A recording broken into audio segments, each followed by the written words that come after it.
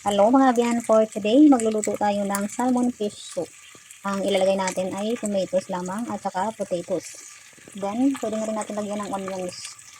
Kung gusto mong lagyan ng carrots, pwede naman. It's optional. So una, i-fry lang natin ang ating salmon sa ginger.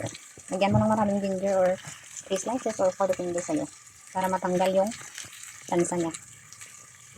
At meron lang tayong mga sangkap, onions, potato, tomato nasa ilalim, ginger, garlic, at saka spring onions. I-ano mo lang, lagyan ng spring onions 3 minutes bago maluto ang iyong soup. So slice natin mamaya ang ating garlic. So let's do this. Magluluto na tayo. Ayan. Lagyan natin ang ating mga patatas. Kunti lang kasi, lagyan na natin ng konting sabaw.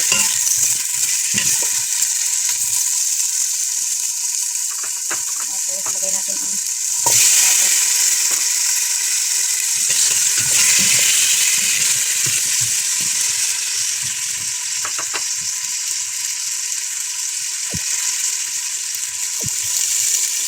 Lagyan natin matamis yung onions natin na mabilis. Nilalagay ito sa sa burger na onions. Kaya matamis ang lasa. Pwede nyo lagyan ng carrots kung gusto nyo. Kaso lang wala kaming carrots. So yun lang available natin ngayon. At ngayon lagyan na natin ng chicken powder. Kunti lang. Yan, as in kunti lang. Then asin para malasa ang ating mga gulay bago sabayan. Lagyan ng tubig. Lagyan natin ng konting pepper. Yun lang.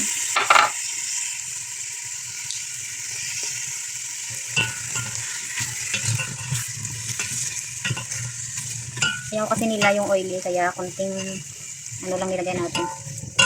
Konting mantika. Kaya sa may balak magtrabaho dito sa Hong Kong, ayan, pwede yung sundin yan kasi ganito lang naman magluto sila. Same lang. So takpan natin for about 2 minutes, then ilagay na natin ang ating isda at lagyan ng tubig, 1 litro. Ayan, lagay na natin ang ating isda. Ganyan lang kabilis magluto. So hindi na natin pwede yan i-mix kasi durog yung isda natin. Lagyan na lang natin ng tubig.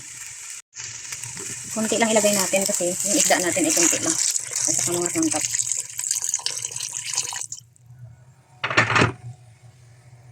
Mga 1 litro lang. So yun, okay na yun. At takpan na natin.